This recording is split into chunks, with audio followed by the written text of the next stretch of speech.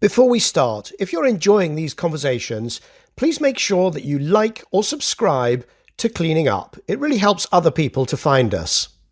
Cleaning Up is brought to you by Capricorn Investment Group, the Liebreich Foundation, and the Gilardini Foundation. Hello, I'm Michael Liebreich, and this is Cleaning Up. My guest today is Yadigaroglu, Managing Partner of Capricorn Investment Group and a 20-year pioneer in impact investing. And it's a very special episode because it also marks Capricorn joining as a supporter of Cleaning Up. Jan and his partners sit at the center of an extraordinary network of impact investors and entrepreneurs.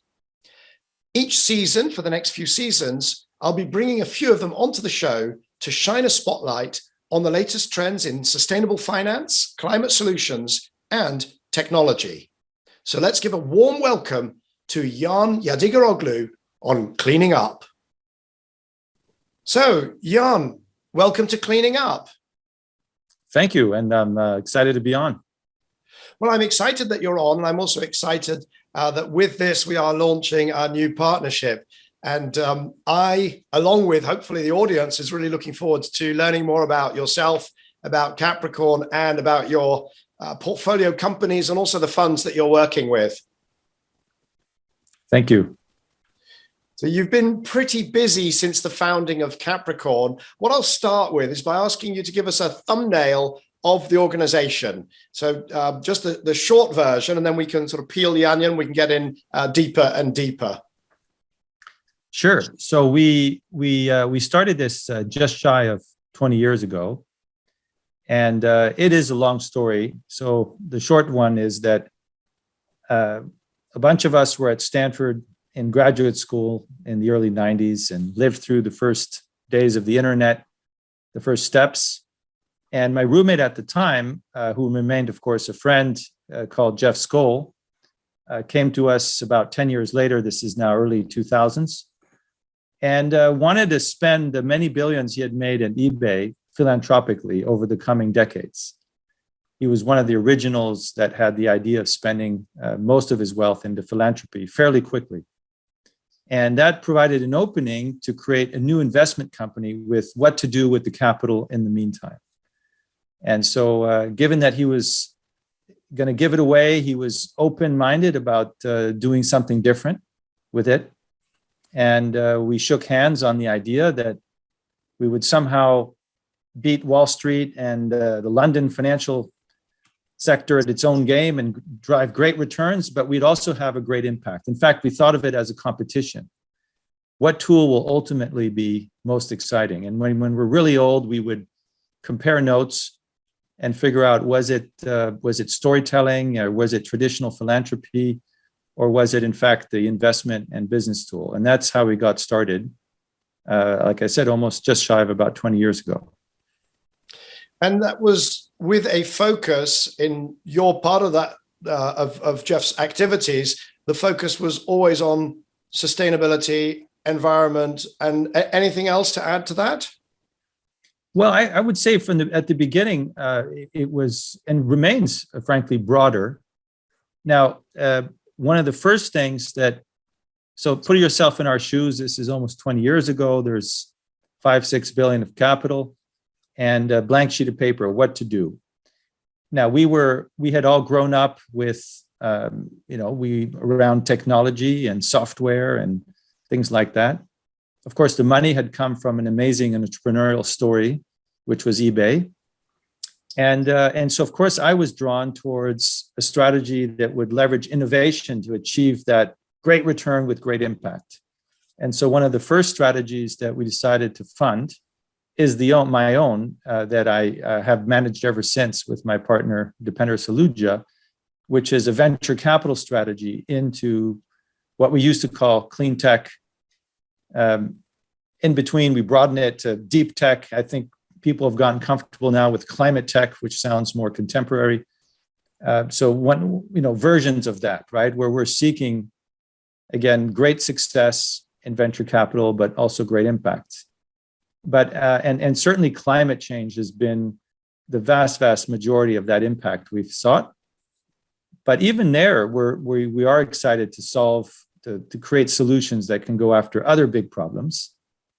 And then Capricorn continued to back other strategies outside of venture capital that, many of them don't necessarily relate to climate. They're broader, right? Things like poverty in the world, or the racial justice, and many other topics that are worthy. And so you've got these two broad strategy areas. You've got your direct venture investing, and that's the technology impact funds, and then you've got the sustainable investor funds, which is where they seem to be where a lot of that broader activity about inclusion in real estate and financial inclusion and so on seems to be more in those fund type investments. That's exactly right. So the strategy, the venture capital strategy that I co-manage with Depender and our team, of course, you can think of as one of the strategies that Capricorn has backed, although it has been a very big and very visible piece of that.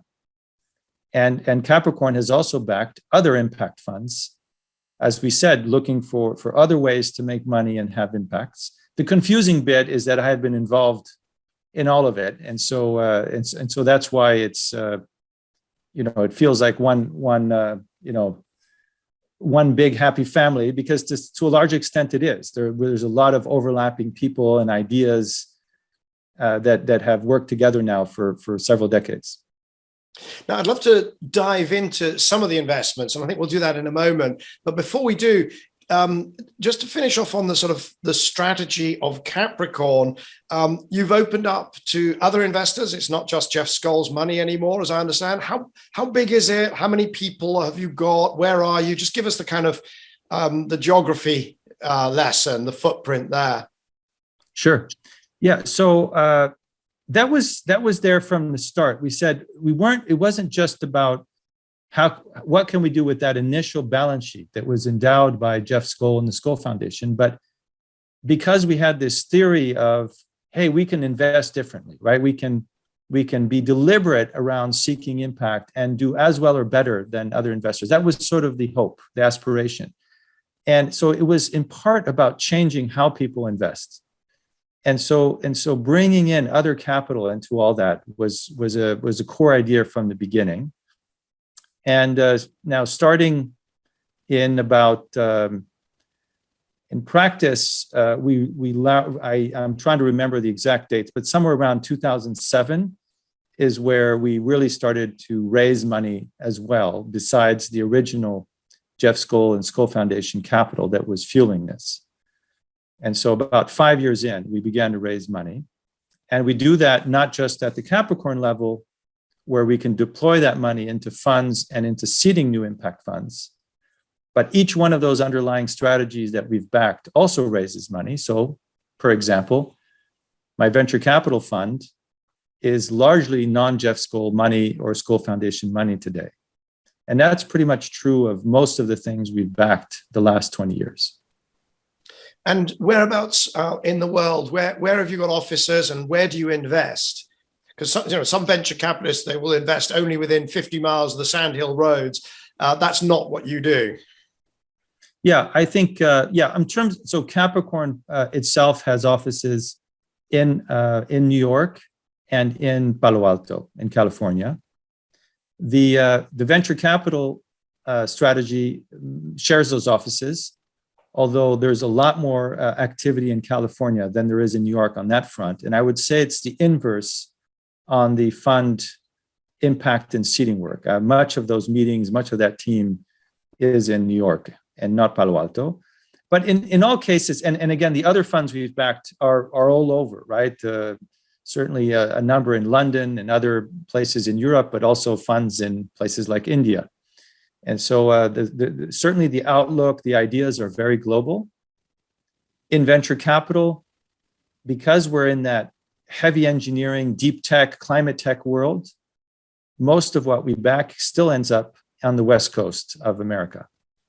But that's not because we're not interested in the rest of the world. It's just where in the end do we find that really rare mix of amazing technology, amazing team, amazing stakeholders, and everything else you need to make it work. And probably the highest profile of those investments is SpaceX. Now, why does SpaceX exemplify, why does it fit within this strategy? I mean, it's burning an enormous amount of hydrocarbons to put things in orbit, and from there you're going to save the planet, but how? Yeah. So when you said the highest profile investment, I actually didn't know which one you were going to pick, but that's certainly a good one. Look, when we opened shop, like I said, very long time ago, the second investment we made was with a fellow called J.B. Straubel. So put again yourself in our shoes. Now I'm talking about the venture fund, and we put up our little sign that says seeking really difficult technology that's going to change the world.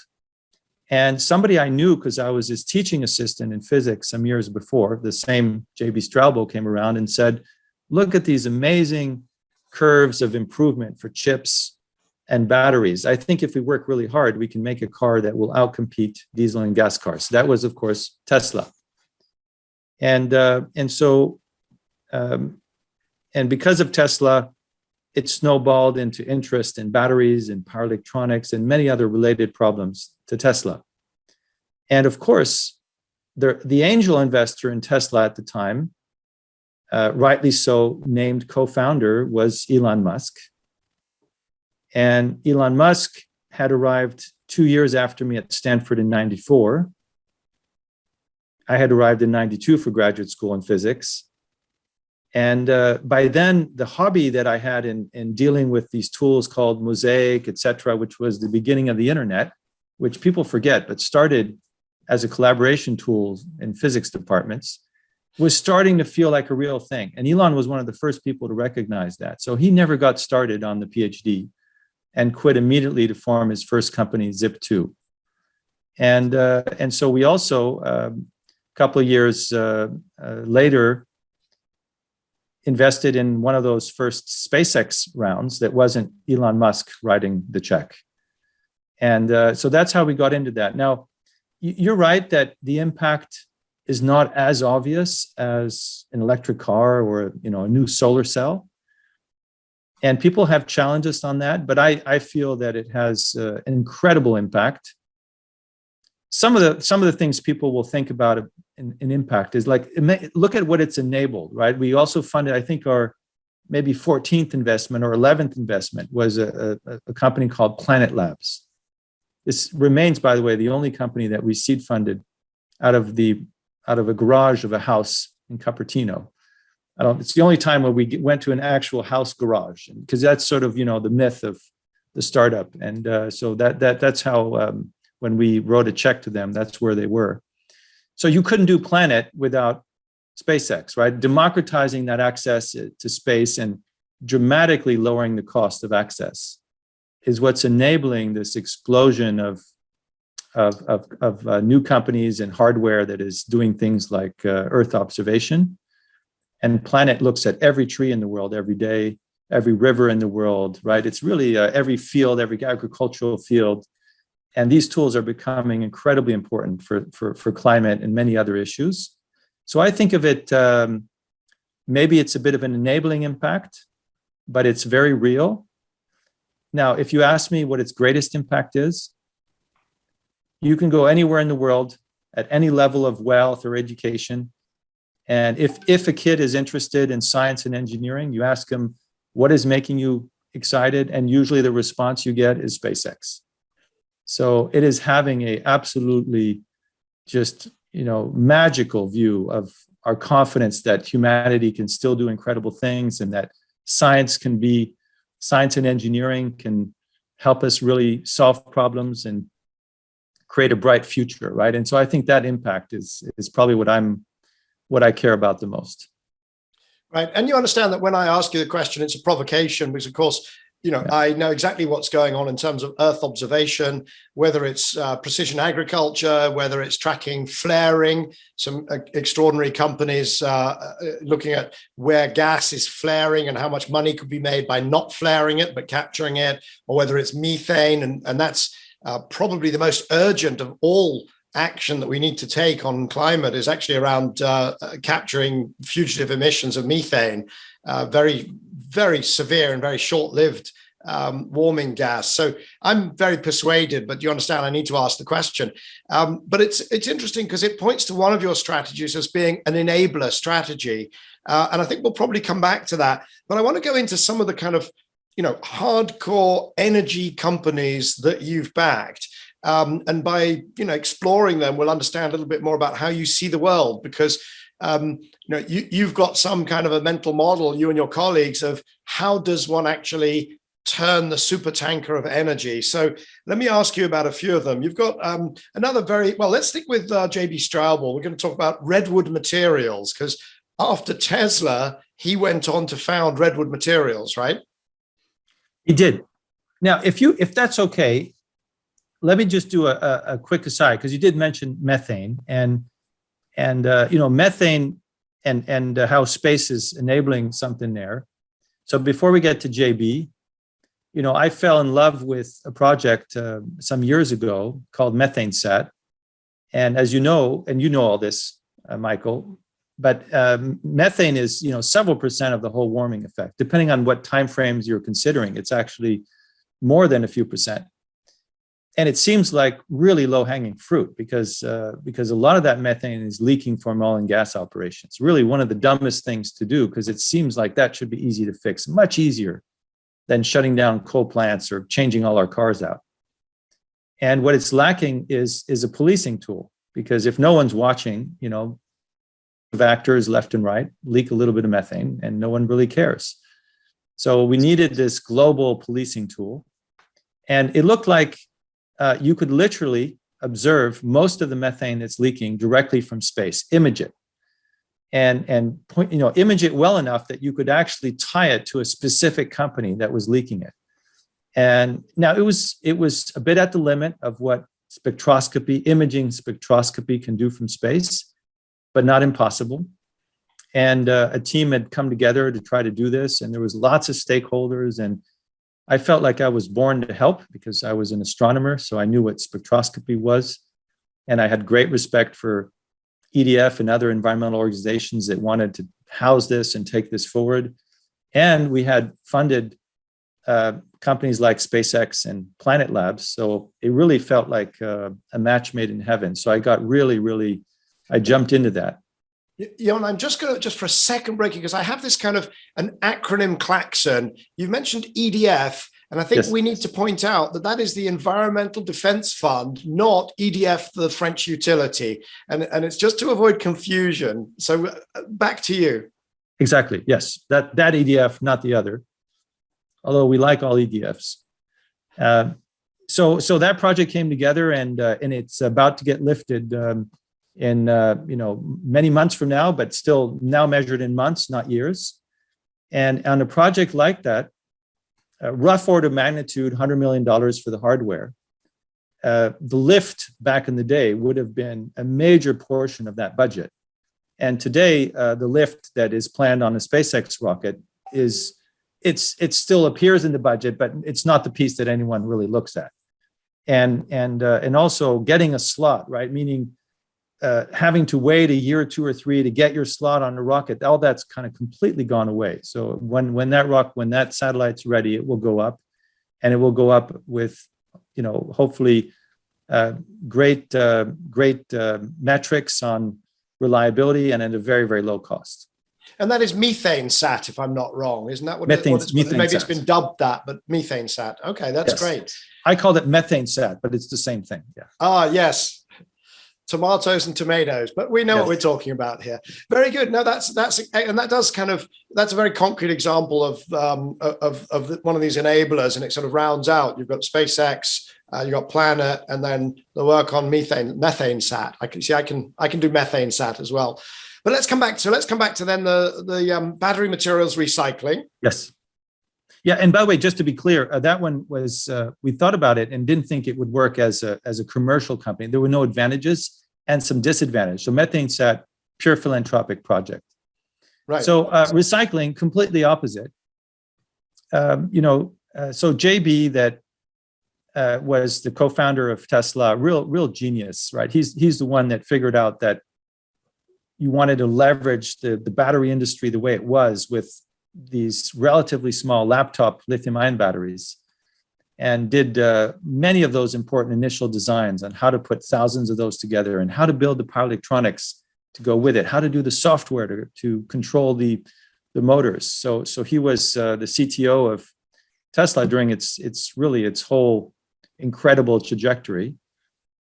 And a couple of years ago, he was increasingly excited, some concern, but mostly excitement around how do you feed these gigafactories with materials, and the opportunity to keep the materials in the system, to close that materials loop by recycling EVs back into new EVs.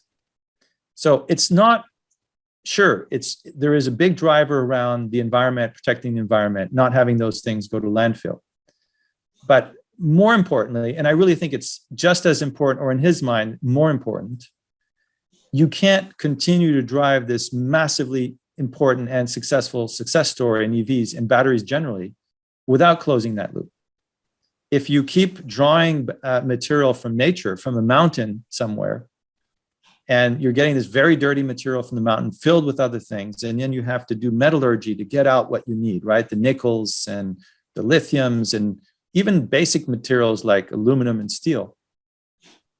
You just hit a floor, right, in what you can do. You just can't do it cheaper and with less a footprint than a certain amount. Whereas if you're taking those materials from a used battery pack, a used EV, there is really no floor to how well you can do. You can keep driving that cost and performance equation to ever greater competitiveness compared to the old fossil modes.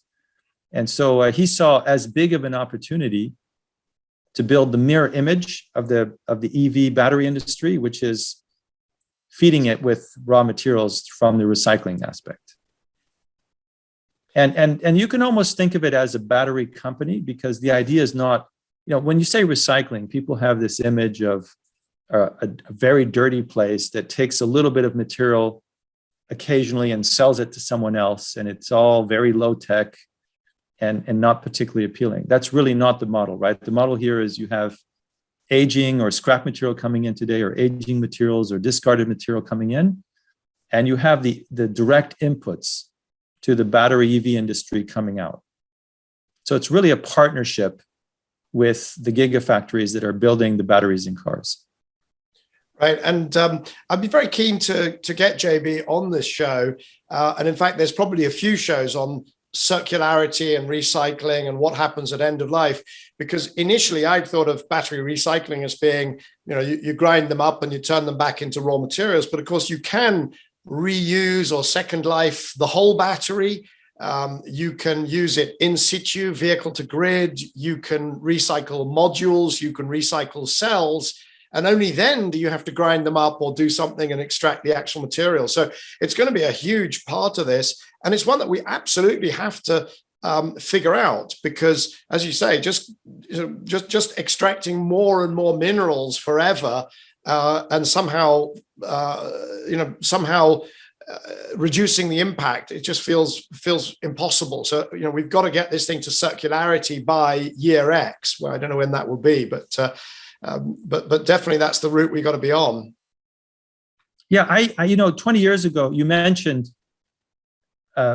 new life, right? New leases on life for old battery packs, or breaking them down by cell. 20 years ago, I was pretty excited about that, and we spent some years looking at that, trying to understand that better. And unfortunately, I don't think that's actually going to play a big role. I think the straightforward recycling will mostly make much of that tougher and tougher to justify. Okay, that's interesting. So I definitely then be interested to dive into that. So I've had a slightly different trajectory on vehicle to grid, which I initially thought was kind of ridiculous because you were doing so much damage to the battery on each cycle. How could earning a buck or two from the electricity possibly compensate? But of course, battery lives have become so much longer and the costs have come down. So now maybe earning a buck or two and using your battery to do something. Of course, the Ford F-150 very much sold on the ability to, drive power tools and possibly even compensate during a power cut. Yeah. So I think, one thing is that for a transportation product, you need a real range. And the range is the value of that transportation, of that car, right? Starts to be useful when you hit those 200 plus mile ranges, right? 300 plus kilometers. But most people really start to think of it as no compromise around the 400, 400 mile or 550, that kind of in kilometer range starts to be something where people feel incredibly good, especially in conjunction with rapid charging, because the number of scenarios where you are inconvenienced compared to being able to fill a tank in 5 minutes with gasoline or diesel, the number of those scenarios just starts to plummet to zero. And consumers have been willing to buy cars with these long ranges, even if they don't really need them.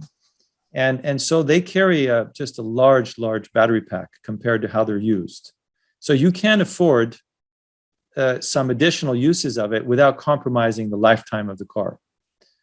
Yeah, you can. Now, I wouldn't say, I don't think you're going to have cars like that used for doing daily swings of solar energy between noon and nighttime, because then you're much better off having a dedicated battery that's designed to do it. But if you want to use your car during a storm, which might be once every 2 years for 2 days, to fire up your home, then of course that has almost zero impact on the battery life and is of great value to the homeowner, just like being able to power your power tool is very little energy for the car, but a great service for someone whose electric saw or drill, right, is out of juice. So I think you're seeing kind of a hierarchy there where there's some, it's very useful to have this big chunk of energy floating around in your garage that you can drive anywhere, but probably not to be used on a daily basis for vehicle to grid. That's fascinating. And of course, it will also vary regionally, because that emergency of a power cut for 2 days, that's not the same. The risks are different. So that looks different, or the risk of it are different in Texas, different in California. In Northern Europe, we have the big worry is extended periods with no wind, but we don't have monsoons or we don't have hurricanes. But then those are the big risks that you want to insure against in other parts of the world. And very often the debates that I seem to get sucked into are, X will never work because it can't cope with every edge case in every geography in the world. And of course, that's not how innovation happens. It bites off chunks of use cases that are big enough to work. Now, any discussion of cars and range and how much capacity you've got, that's going to bring me on to another of your portfolio companies, which is very high profile, QuantumScape. What's going on there? Yeah, so QuantumScape is a company we started investing in more than 10 years ago. And it is one of the contenders on these next generation lithium ion batteries, loosely called lithium metal, or alternatively solid state, although the definitions of some of these terms vary. So you can use that to describe QuantumScape. I think not to launch into a primer on what the opportunity is there, but just very, very simply, lithium-ion batteries, like any battery, have a fuel on one side, most usually lithium, and then when you, in quotes, burn it or oxidize it, lithium oxide on the other side. But unlike a fire, you can recharge it by driving that lithium oxide back into lithium, right, on the anode. And the tough part is that in order to keep the lithium as a fuel, up until now, you've had to keep it in a sponge. And that sponge, technically called intercalation medium, is a lot of money and a lot of space and weight in the battery. And so ideally, you would want to get rid of that sponge and just keep pure fuel, pure lithium on the anode side of the battery. And that's been really challenging to do technically, in part because lithium is so reactive as a fuel that when you're charging it, it reacts with itself to form these these tree-like structures called dendrites. And those dendrites are at the molecular level really, really strong, and they will destroy your battery. They'll puncture through your separator and other parts of the battery and destroy it fairly quickly. So people have been, you can make an incredibly high performance solid state lithium battery. The problem is it's not going to last more than a couple of charges, which is insufficient for any real application. And what QuantumScape seems to have cracked is the ability to do that. But just think about this. It's taken hundreds of millions of dollars over a decade to get where they are. And as a public company, they disclose in great detail where they are and what work they still need to do. And like the CEO says, they still have wood to chop between now and the 2024, 2025 timeframes, where they'd like to build the first high volume or higher volume factories to go make these batteries. But the potential for that is enormous, because batteries are at the core of everything we're talking about. The core of electrification and transportation, the core of taming the grid with solar and wind, but also at the core of all of our mobile electronics and everything else. So significant improvements in battery are just magic for everything. Yeah, and the beauty of the audience of Cleaning Up is that it's very diverse. So we will have electrochemists who do this for a living and do nothing but. We also have a lot of people out of policy, advocacy, regulation, civic society. They won't know much electrochemistry at all. In practical terms, if QuantumScape can deliver what it is aiming for, what are we talking about? What happens? What's the difference it makes to, I don't know, cars or planes or whatever? Because you don't have to make that left side of the battery, you might approach half the cost and half the weight for the same amount of energy.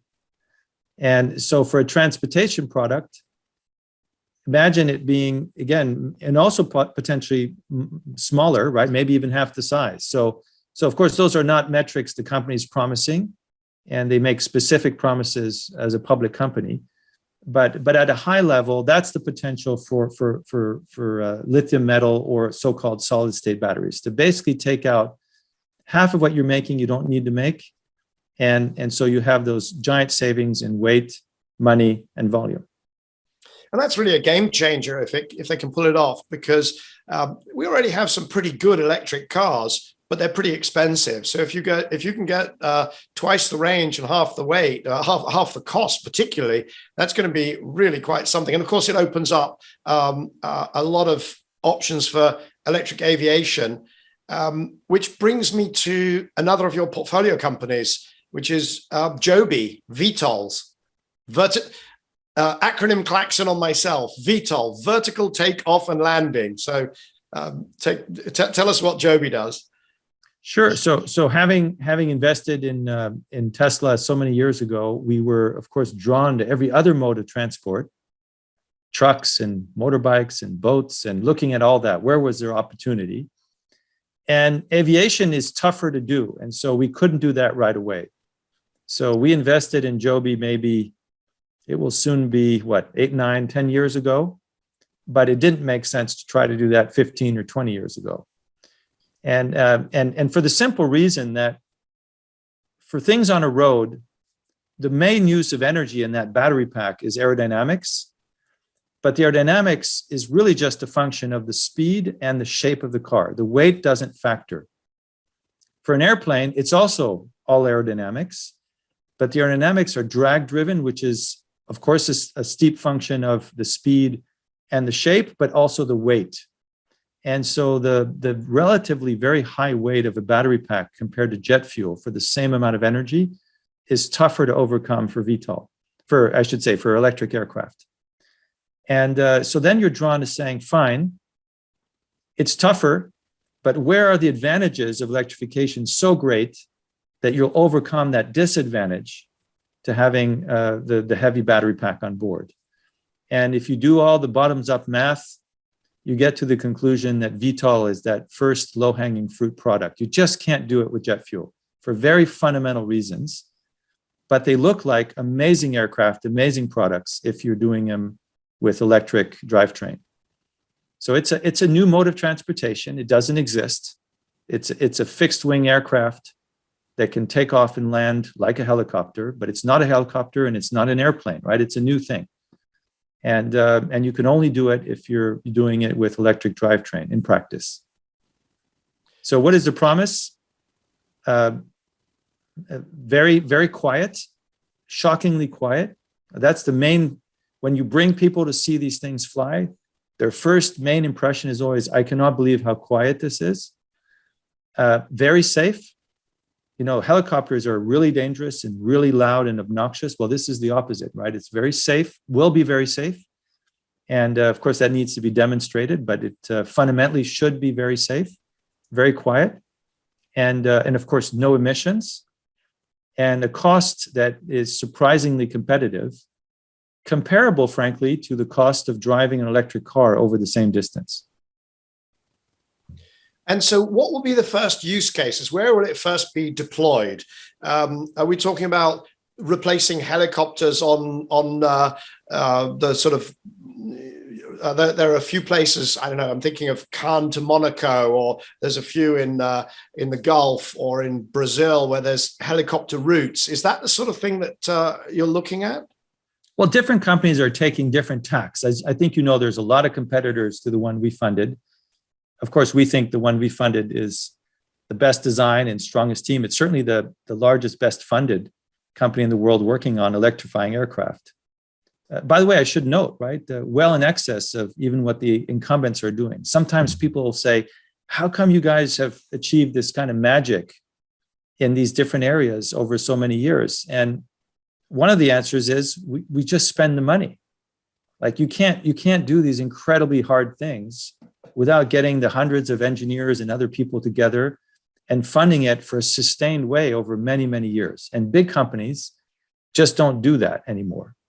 So Joby, we think will win and succeed in part because it's doing all the really difficult, complicated things you need to do to get there. So different companies are taking different tacks. Joby wants this to be a real mode of transportation. Think of it possibly almost like primarily public transportation. And so they're looking at areas where, you know, if you go talk to mayors around the city, around the world, they all have bottleneck areas where there's a lot of people going from one area to another area, and there's a road missing or a bridge missing or a tunnel missing, and they don't want to engage on a 10 or 20-year multi-billion-dollar piece of infrastructure. If only we could create an air bridge that did the same thing. So that's how I think you should think of the lowest hanging fruit for the Jobys, is areas where you're not going very far, but getting there today because of traffic or a lack of public infrastructure is super, super challenging, and we can fix that. And what sort of distance are we talking? Because when you say that, what comes to mind is actually kind of cable cars, which a number of places in the world, they've used those to get over, without having to do huge amounts of tunneling and building new bridges and going crazy. But we're talking about longer distances than that, no? Yeah, I mean, I would say longer than a cable car for sure, because you do have to get people in the aircraft, out of the aircraft. It has to land and take off, and so those are all, you know, costly in terms of time and energy. And therefore money. And so you want to go a little further. But think of those awful commutes where in the middle of the night, you might be able to drive it in half an hour or 45 minutes or even 20. But in reality, it's a 3-hour, horrible traffic jam. That's the ideal case for a Joby. So it's kind of 20 miles, 30 miles, 40 miles, 15 miles, those sorts of distances. Yeah. And there will be a whole range, right? And we'll see. I can't tell you today, of course, what the biggest volumes will be ultimately, but those are very easy applications for Jobys. But now when you talk about this is a new thing, it's not a helicopter, it's not a fixed wing. So new things take an enormous amount of time to get through aviation certification. I mean, we're talking decades, multiple decades, are we not? No, definitely not. No. Again, public company in this case. So they make precise statements that are written in plain English, right? And so I encourage you to go there for those who want the precise answers. But Joby and a number of competitors are deep into the certification process for the aircraft. And those flight worthiness certificates is really all that's between us and real passengers getting into those aircraft and paying for it. And so have they named a year for the passengers getting into the aircraft, paying passengers in aircraft, which is a huge milestone, of course? Yeah, there's definitely some precise statements, and it's a couple years out, not decades. Okay. But again, the exact statements I don't want to quote from memory because I might be off by a year and I'll get in trouble. But it's very soon. Now, there's another of your portfolio companies in the energy space, which is kind of moves completely to the other end of the technology spectrum. At least apparently that's how it appears to me. Now, you may tell me that's not the case, but Erthos is not. I mean, these are the ones we've talked about are very, very high tech. QuantumScape, Joby. I mean, this is really cutting edge stuff. Lots of engineers doing really, really, really clever things. Erthos is putting solar panels on the ground, and therefore saving a whole bunch of money. But is there much technology in Erthos? Well, I think we share a lot of things, Michael, and I think one of them I'm pretty sure we share is that we've been waking up for many years, at least 10, 20, 30 years, thinking about how can I help fix this climate problem. And so that's kind of a starting point for a lot of my investment activity. And so, yeah, I'm a big lover of new technology, and sometimes the nerdier, more complicated it is, the more I like it. But I'm equally driven by how do we actually do things that can scale fast enough, impact things fast enough that they actually make a difference, right? The storytelling is one thing, but in practice, we need to get here and we need to get there fast. And so I'm no less excited about Erthos because, yeah, it's lower tech. And for those who don't know what it is, it's the very, very bold, it sounds almost kind of dumb, right? Realization that we should no longer be installing solar modules on metal frames and tracking systems. We should instead lay them directly onto the ground, the earth. That's why it's called Erthos, right? Because we're just laying modules on the earth. And it seems, and that goes against good solar construction practices of the last decades. And so it feels like that must be the wrong answer. But when you do the math, and these are really, really qualified, very experienced people who have built many of the largest solar plants in the world, who started Erthos, that we had, by the way, backed in their prior company and backed in the prior company before that. They figured out that a number of long-standing trends had crossed, and this was actually going to drive the next wave of solar plants to being even cheaper and higher performing, right? And so it's counterintuitive, but the math is very real. And what attracts me, makes me so excited about it. In fact, I've said, and I'm going to write something soon that says that,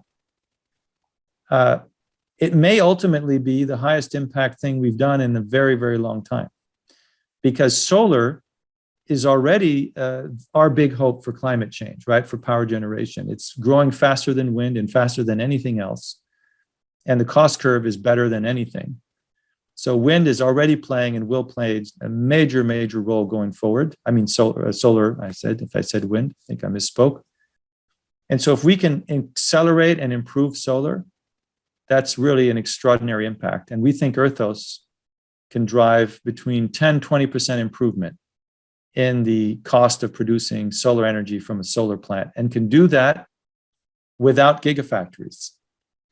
Erthos's main task is to change minds, to get people to be open-minded about the data, because they've just spent decades building it a different way. So there's not a lot of big levers that are technology-driven that don't go through a multi-gazillion dollar industrialization, reindustrialization plan. And Erthos takes a lot of hardware out of the system. It doesn't add something that you have to manufacture into it. Right. It's been interesting working. I now no longer have any executive role at Bloomberg NEF, but I used to, as you know. And I used to try and push the teams. Generally, one of my jobs was to push the team to be confident about cost reductions when they couldn't list the exact thing that was going to happen. You know, if they knew that it was going to go to bifacial solar, they were very good at working out how much it would cost and how much it would yield. But over the horizon, I'm completely convinced that costs keep coming down, even when we can't list the drivers. And I always used to say to them, that somebody will figure out a way to just hack a piece out of the system. Maybe we don't need controls. Maybe we don't need wires. Maybe we don't. Of course, I missed the one that Erthos is playing to. Maybe we don't need racking at all. It really, you do need a new thing, which is you need some simple robots. Yes. And because, of course, one of the instant reactions is, well, if you put all this on the ground. Yeah. Right. You have to clean them and you have to weed them, presumably, and you have to manage water. Yeah. Weeding turns out to be mostly not an issue because another correct intuition is that, well, these things might get pretty hot. And you don't want that, by the way. You don't want modules getting hot because the way the semiconductor material works, it doesn't produce as much electricity the hotter it gets. And one of the key insights these guys had is that air cooling gets worse and worse as you get closer and closer to the ground, but then is not nearly as bad when you get in contact with the ground, because the ground acts like a big heat reservoir and absorbs a lot of that heat. And in absorbing the heat, it prevents weed growth. So you get a natural herbicide, which is heat, when you put them on the ground. So in most geographies, most kind of soil types, you don't have to work too hard to worry about the weeds. Now, I want to just speed up because just in the interest of time, I don't want to run out. I want to talk about two other things. One is I'm really interested in your Helion Energy, which is your fusion investment. And then there's a group of companies I want to come back to, which are around electrochemistry, and they're around hydrogen electrolysis. They're around iron, reducing iron using electrolysis. And you've got a number that are kind of electrochemistry and basic chemistry. Which order do you want to do that? Do you want to take that group first, and then we'll finish on the fusion? Yeah, okay. So let's start with that electrocatalysis or electrochemistry. So you've got electrosteel, electric hydrogen, and 12. 12 is carbon dioxide electrolysis. Sure. Yes. So in all cases, it's the same idea, right? So why do we use fossil fuels? Well, because nature has taken very simple, very abundant molecules and kept them for us in their so-called reduced state underground. Reduced as in not oxidized, right? So when we burn stuff, we oxidize it with oxygen, and it's no longer reactive. It's no longer able to make chemistry and or provide energy. Now, those molecules are very abundant on the surface of the planet in their oxidized simple form. So again, the only thing we're getting from the fossil business, from the fossil fuels, is that nature has kept them in that reduced state underground for us for millions of years. And so we can take any of those molecules and make them back into their active reduced state through renewable energy. Right. And so if we talk about the hydrogen economy, that's what we're doing. We're taking oxidized hydrogen, which is water. Yeah. Right. And we're making that back into hydrogen. In the same way, we can take oxidized carbon, which is CO2, and we can make it back into carbon. That's what 12 does. In their case, they go from CO2 to a partially oxidized state, which is CO, and carbon monoxide, which is useful for chemistry and as an input into fuels and many other things. And the third one you mentioned, electrosteel, takes the oxidized form of iron, which is iron oxide, typically FeO3, that is iron ore, and again, drives that back into iron. So these are all some of the biggest, most fundamental things that we're getting from fossil fuels. And instead, a black box, you stick wind power or solar energy on one end, you take that very simple molecule, air or water or dirt, and you get the thing you want out of it without having to go through fossil fuel. Right. And so the way I've described this in sort of very, very big picture occasionally is that we're going from thermal chemistry to electrochemistry, and we're going to do that right across all sorts of processes. But is there an end point where we move to photochemistry? So instead of hitting it with a particular voltage and hoping for and expecting something to happen, that we actually go in and we hit it with a specific excitation from a photon. I mean, is that if we come back and look at your portfolio in 10 years, will there be 3, 4, 5, 6 photochemistry businesses? Don't think so. Okay, that's fascinating. And so where's the flaw in that argument? The world is electrifying, and electric systems tend to win. And look, that's a broad statement. And maybe if we talked for a couple of hours, we could develop a more granular version of it. But, electrons, we know how to store, move. We know how to create membranes that use them. We know how to, filter them. I mean, we all the machinery of dealing with electrons is extraordinarily developed, easy to control, tends to be robust, tends to be very efficient. Now, the photonic world is interesting in its own right.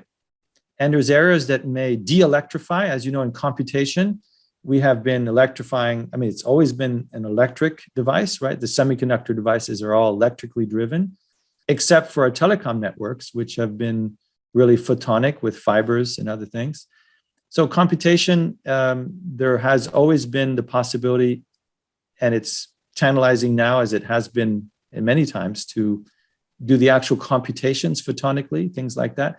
But largely stated, the world is electrifying for really deep physics/engineering reasons, materials reasons. And I don't see the possibility yet. Again, you never know what we see coming out of university tomorrow, right? But I don't see the possibility of what you're saying happening for those, for driving water and air and iron ore back into constituent parts. I think that will stay electric. Although you do have one photonic investment, but that's Xanadu. That's a quantum computing business. So let's come on to then the Helion Energy, your fusion play. The brief version, I think we all know why fusion would be attractive. Why Helion? And any thoughts on how long it might take to really kind of impact the world's energy system? Yeah, well, the fact that so much venture capital is going into fusion is pretty amazing in its own right, and it's and I wouldn't discount it. I think we're as realistic. Of course, our jobs is to discover things and be at the leading edge of what is possible, but we're pretty sanguine also about how hard it is to make things work, and the fact that even if you're really long term, 10 years is a long time, and we don't easily enter into problems that require 10 or more years to solve, right? To get to at least the first real place where people say, wow, this is a real business, because it's no longer compatible with venture capital. And so we, along with many others, have decided to fund a couple of startups in fusion. Helion is the one that we funded a couple of years ago, and it's looking really, really exciting. I grew up in physics. I thought when I was 20 that I'd go do my Ph.D. in plasma physics to work on fusion. I ended up doing astronomy, cosmology instead. But these are not new problems, as you know. And there are giant science experiments like the ITER and Cadarache where tens of billions have been invested. And they are generally making progress, and they're a good thing in my view, but they're not realistic approaches to making energy. What I think people missed is that there were some approaches that seemed crazy 30 years ago that have crept up on us as being not so crazy anymore because of the compounding of technology in other sectors. And so, for instance, and this is not the case for Helion, but one of those technologies has been higher temperature superconducting materials, which can make higher temperature superconducting magnets. So that's been an area of excitement. In the case of Helion, it's power electronics. So just like there's a Moore's law in computation, there's an even more impressive Moore's law in the ability of chips to control giant amounts of power and do so very, very precisely and at low cost. Things that go into locomotives, right? Things that go into Jobys. And Helion doesn't try to do any new physics. It's a pretty brute force approach to fusion. It just whacks that fuel with enough energy that it ignites it. Just like, I mean, we know fusion works. It's not like humanity hasn't harnessed fusion, but we've only harnessed the destructive kind, right? The fusion bomb. And we explode it by exploding a fissile bomb around it. So obviously that's not what's going to make electricity for us in a practical sense. But Helion in the end has a little bit of kinship with that, in that we're not trying to create this perfect, stable reaction that you see at the sun that lasts for billions of years, right? And which Cadarache is trying to do for an hour at a time. And when they get to a minute, right, it's everyone cheers and says, oh, we're getting there, we're getting there. So what Helion is doing is really just trying to keep us a transient going for milliseconds. So we whack it with a magnetic field. To make a powerful enough, precise enough magnetic field, you need a giant, very precise electric current. And to do that, you need a room full of power electronics. So most of the R&D that's being spent, that's making Helion possible, is not being spent at Helion. It's being spent in the power electronics industry. And fascinatingly interesting. So I was meant to do a Ph.D. in neutron diagnostics, but very much around, at the time, the kind of fission side of things. And then I decided that fission was probably going to go into a 30-year hibernation. And that was one of my better predictions as I came out of university. But when might Helion produce a commercial design? Because I mean, fusion, there's the old joke, and I don't even want to repeat it about, it's how many years the fusion always will be. But I look at all the money flowing, and I think it's a good thing. I'm very excited about it. I'm glad it's not my pension. A lot of it is only my tax-paying money. But the way I look at it is, most of these companies have got about 10 more years, even if things go well, to really prove out what they're doing, and that it can produce power in a controllable way at a quality that works, and in a format, and figure out how to get it into the electrical grid and so on.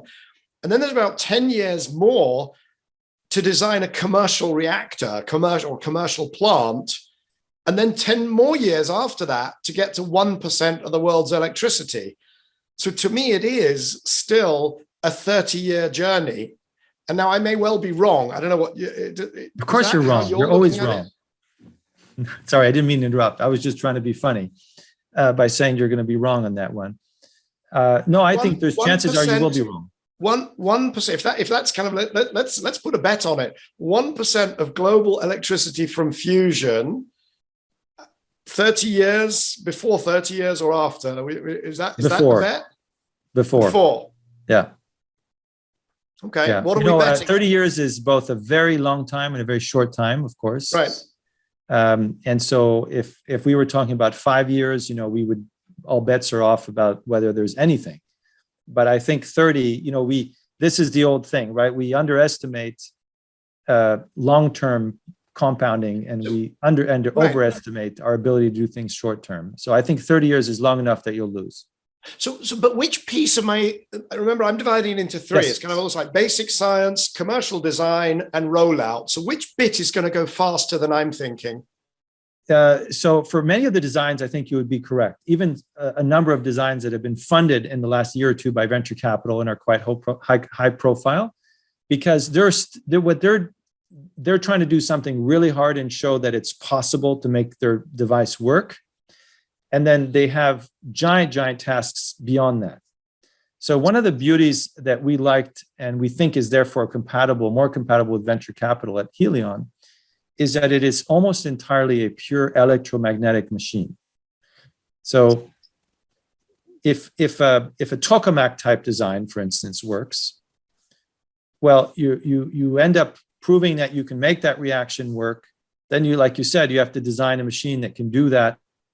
But you also have to figure out how to take that neutron flux and thermalize it and do so safely, and then at a scale that you can drive a steam turbine, and then you have, and whatever, it's complicated, right? And it's going to take a lot of engineering design work beyond just proving that the core machine can sustain, in theory, a fusion burn. What's amazing about these aneutronic type devices that Helion represents is that you're staying in the electromagnetic domain. So you whack your fuel with this collapsing, really powerful electromagnetic field. You're not using a bomb to implode it, right? You're using a collapsing electromagnetic field.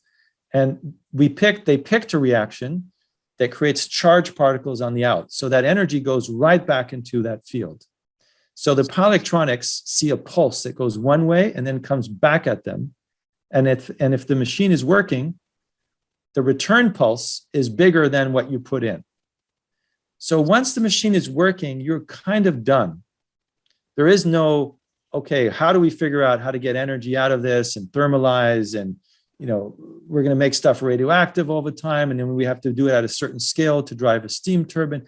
All of that kind of super heavy engineering side goes away. And you also don't need scale. The scale is much less of a driver than in machines that really suffer these surface boundary problems like you have in the tokamaks. So I've got it. The correct description of this thing is it's like a fusion diesel engine. Yes. Because the diesel engine doesn't have any of the comment, just you compress it and then it pushes back harder than you compressed it. And that's it. And that's how the energy comes out. Fabulous. I hate to tell you this, Michael, but it is literally an analogy that's on their website. So you were not the first to think of it, but yes, it is. There's me thinking I was an original thinker. Well, no, you are original, but you did it.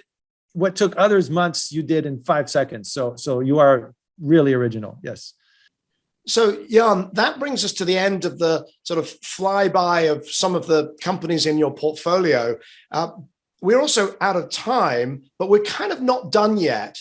We also need to talk about the impact of venture capital on emissions and innovation in general, and some of the complexities of trying to account for all of that in the financial system. But rather than going into that today, what we're going to do is bring you back for another episode during season 7, so you have some time to prepare as well, and then we'll talk about those aspects of your work at Capricorn. I'm excited to do that. Very good. So thank you very much for joining us here today. And it's been an absolute pleasure and delight. And I'm really looking forward to working with you. Likewise. Thank you, Michael. You have a good evening. So that was Jan Yadigaroglu, managing partner of Capricorn Investment Group, whom we welcome as a new supporter of Cleaning Up. On Wednesday, we'll be back to normal programming. My guest, as announced, will be Robert Llewellyn, who's the founder and co-CEO of Fully Charged Show and, of course, Crichton from Red Dwarf.